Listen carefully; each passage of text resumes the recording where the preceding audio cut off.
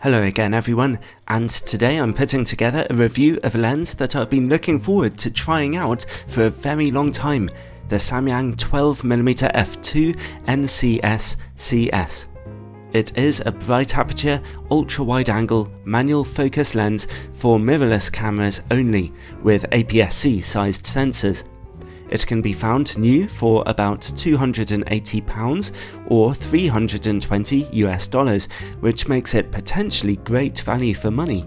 It's available for Sony E mount, Fuji X mount, Canon EOS M mirrorless cameras, and there's also a version for Micro Four Thirds users. The copy I have here is for Sony E mount.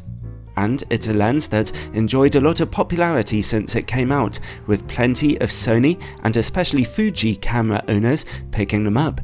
You can find lots of good reviews of it online from some very good photographers.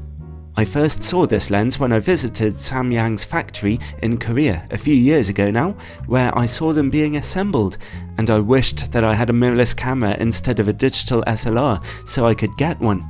If you own a mirrorless APS-C camera, then this is the widest angle lens you can get with an aperture as wide as f2. The 12mm focal length is the full frame equivalent of 18mm, a nice ultra-wide angle that's not crazy wide, and the wide maximum aperture of f2 means that it lets in lots of light for shooting indoors or in the dark, and you can also get some unique looking out of focus backgrounds at f2. Combined with its low price, it's a lens that ticks a whole load of my photography boxes, and I've found it useful for video work too. What's also nice is the lens's small size and low weight. It comes in at around 250 grams, but it also feels nice and solid. It's based on a metal lens mount, and as I mentioned, it's fully manual focus, manual aperture control. The aperture ring turns smoothly with some gentle clicks at half-stop intervals. The focus ring turns very smoothly and precisely with just the right amount of weight to make it enjoyable to use. Manual focusing is pretty easy with an ultra-wide angle lens anyway, don't let that put you off, although with the aperture as wide as f2, some care is needed. There's a 67mm filter thread for any filters you might want to use, handy for landscape photographers. By the way, people sometimes ask me what polarizing filters I'm using. At the moment I'm a big fan of Marumi Fit and Slim filters. They're just the right depth and they offer good image quality. Anyway, back to the lens. It comes with the normal lens caps as well as a little pouch and quite a deep lens hood too. All in all, the build quality is everything you could hope for. But what really counts of course is image quality. Here I'll be testing it on a Sony a6300, a mirrorless APS-C camera with a challenging 24 megapixel sensor. Straight from f2, as you can see here, resolution is incredibly sharp in the middle of the image with good contrast and slightly warmer colours. Let's see about the corners. The good news is that the corners are fairly sharp, especially considering the wide aperture we're working at. However, they are a bit dark from vignetting, and there's some quite noticeable chromatic aberration. Stop down to f2.8 for a bit more brightness, sharpness and contrast. From f4, the corners look great, apart from that stubborn chromatic aberration.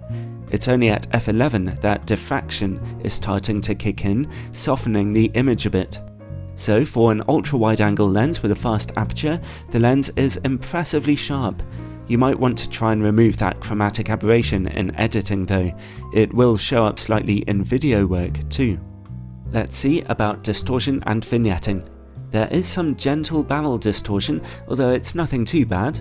Unfortunately at f2 there is heavy vignetting, and that's to be expected considering what kind of lens this is.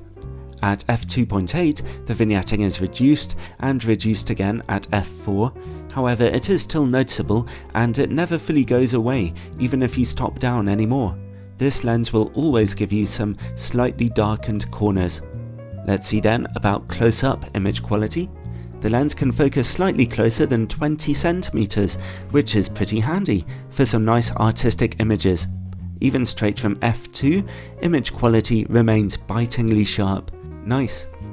Let's see how well the lens works against bright lights. The answer? Not well. There is a drop in contrast and plenty of flaring. It's a bit of a weak spot there. This lens is highly suitable for astrophotography, so let's see about its chroma levels. At f2, even in the corners of the image, we see very little of that smearing chroma effect on bright points of light, so that's very encouraging. And finally, bokeh. At f2, if you're close to your subject, it's not hard to get an out of focus background. When your background is deeply out of focus, the quality of the bokeh is very nice, quite smooth. However, with difficult backgrounds, like foliage, things can get a little busy. So, every lens can be measured 3 ways: by its build quality, by its optical quality, and by the character of its images. The Samyang 12mm f2 has great build quality. Its optical quality has its ups and downs. The chromatic aberration, vignetting, and poor work against bright lights count against it, yet it's undeniably sharp, with good contrast, low distortion, low chroma, and great close-up image quality. But the character of this lens is perhaps its strongest point. It simply gets wonderful, evocative, punchy images easily. The 12mm focal length is easy to use but dramatic, and it's very cool to be shooting at f2. It's been a hugely useful lens to me, and it's enormously enjoyable to use. With its small size and low price, it's no wonder this lens has already become a classic with almost every reviewer who's touched it. Highly recommended.